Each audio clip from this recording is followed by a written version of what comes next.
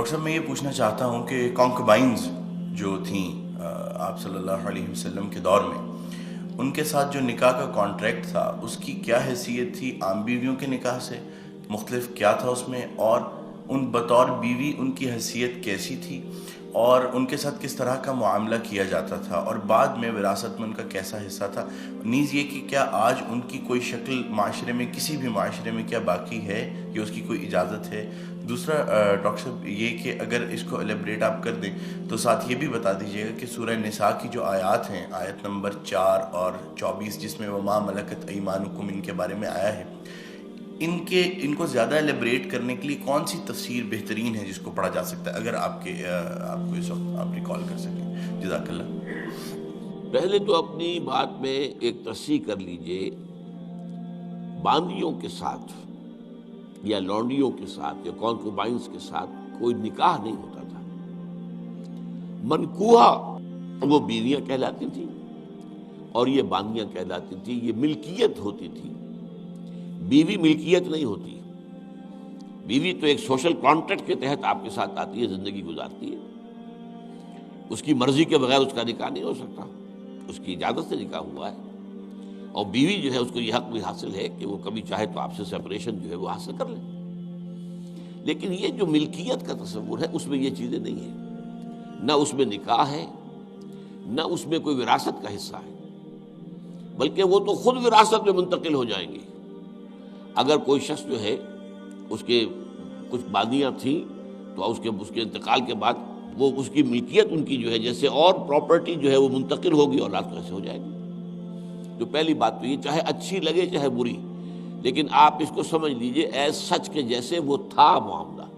ہمیں اس کے اندر جو ہے وہ کچھ اس کو پہلے ٹیبل بنانے کے لیے اور اس کو جو ہے اس کے اندر کوئی ترمیم نہیں کرنی چاہیے۔ سٹیٹس جو ہے باندی کا، کانکوبائنز کا، وہ یہ ہے جو میں نے آپ کے سامنے رکھا۔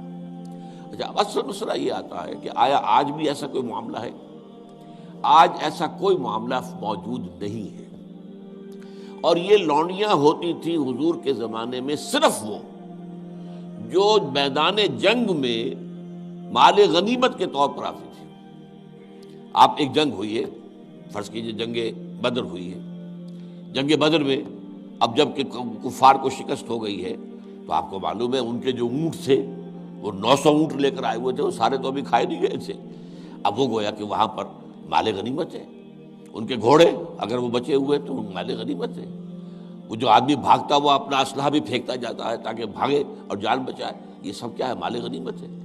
ایسے ہی اگر وہاں کوئی عورتیں بھی آئی ہوں، میرے علم میں نہیں ہے کہ بدر میں آئیں یا نہیں آئیں، احد میں تو آئیں، لیکن بدر کے بارے میں مجھے یقین کے ساتھ معلوم نہیں ہے، لیکن اگر عورتیں بھی آئی ہوں تو وہ باندیاں ہوں گی، وہ تقسیم ہو جائیں گی۔ یہ جو اصل غلام کا اور باندی کا تصور ہے اسلام میں، یہ POW کا حل ہے، prisoners of war, what to do with them۔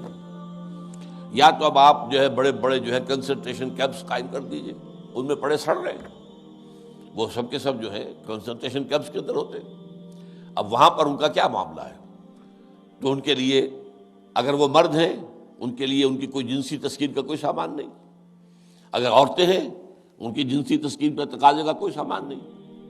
ہاں، کھانے پینے کو تو ظاہر بات ہے کچھ نہ کچھ راشن واشن جو ہے وہ تو جو بھی دنیا میں POWs کا معاملہ ہوتا ہے کھانے پینے کو دیا جاتا ہے۔ اسلام نے یہ کیا ہے کہ بجائے اس کے کہ POWs جو ہیں وہ اسلامی بیت المال پر بوجھ بن جائے، انہیں ایبزارب کرو معاشرے کے اندر، انہیں تقسیم کر دو لوگوں کے اندر، اور ان کی حیثیت غلام کی اور باندی کی ہوگی۔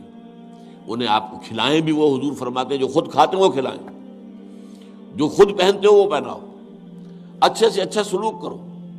پھر ان کی ایمینسیپیشن کا ایک سلسلہ شروع کر دیا گیا، فلاں اگر تم سے گناہ ہو گیا ہے تو کفارہ یہ ہے ایک غلام آزاد کر دو، قتل خطا ہو گئی ہے، وہاں تم سے غلطی سے تمہارا ارادہ نہیں تھا، کوئی تمہارے ہاتھ میں مارا گیا ہے، گولی چل گئی تم سے اور کوئی شخص جو ہے وہ مر گیا ہے، اس کے لیے بھی وہ غلام جو ہے آزاد کرو۔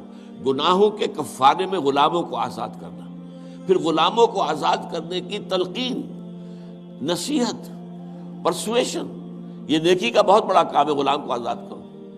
یہ ساری چیزیں جو ہیں اس کے ذریعے سے ایک دفعہ انہیں سوسائٹی میں جذب کرنے کے بعد وہ علیحدہ ایلیمنٹ نہیں رہے، اب سوسائٹی کا حصہ بن گئے۔ وہ ایک گھر کے اندر ہے، وہاں رہتے ہیں، ان کے ساتھ جو ہے ان کے مالک ہیں، اور اسی طریقے سے ان کو رفتہ رفتہ ان کی ایمینسیپیشن کا بندوبست کیا اسلام نے۔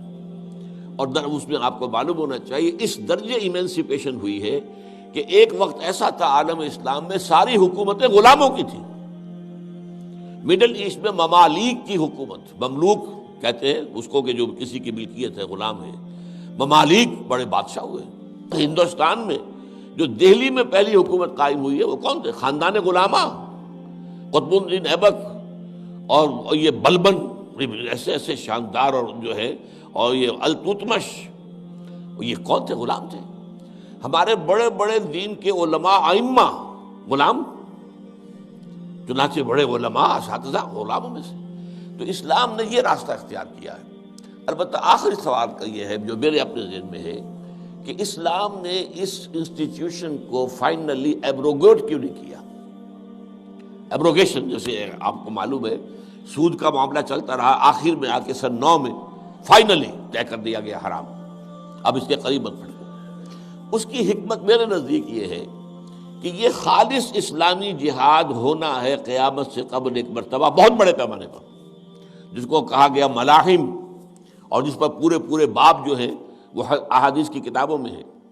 اس وقت میں سمجھتا ہوں کہ ضرورت پیش آئے گی اس انسٹیٹیوشن کو انووک کرنے کی کہ اس وقت پرزنرز آف وار کا معاملہ اس طور سے ڈیل کیا جائے، لیکن اس وقت تک کسی آزاد انسان کو پکڑ کر غلام بنا لینا بہت بڑا گناہ ہے، ناقابل معافی گناہ ہے، کسی کو حق حاصل نہیں ہے۔ یہ جو امریکنز لے گئے تھے، آپ کو معلوم ہے یہ افریقہ کے مغربی ساحل کے ساتھ ساتھ وہاں سے یہ لوگ لے کر گئے پکڑ کر ان کو، افریقیوں کو، اور وہاں جا کر انہیں غلام بنایا ہے اور شدید ترین جو ہے سختیوں میں انہیں رکھا ہے۔ یہ معاملہ اسلام میں نہ کبھی ہوا ہے، نہ اس کی کوئی اجازت ہے۔ کسی غلام، کسی آزاد انسان کو پکڑ کر زبردستی غلام بنا لینا، اس کی نہ کبھی اجازت رہی ہے نہ کبھی ہوگی۔ البتہ پرزنرز آف وار کے معاملے میں یہ شکل ہے جو اسلام میں رہی ہے، اور ہمیں اسی طریقے سے سمجھنا چاہیے۔ چاہے ٹھیک ہے دنیا اس کے اوپر فکری چست کر دے گی، یا کوئی اس کو کہے گی، پاس بہت سی چیزیں ہیں کہ جو لوگوں کے عام جو مزاج اس وقت کا ہے وہ اس میں وہ ذرا آسانی سے وہ بات جو ہے ان کے ذہن کے اندر اترتی نہیں ہے، لیکن we have to be faithful کہ دین کی اصل تعلیم کیا ہے، اسی کے ساتھ جڑے رہنا۔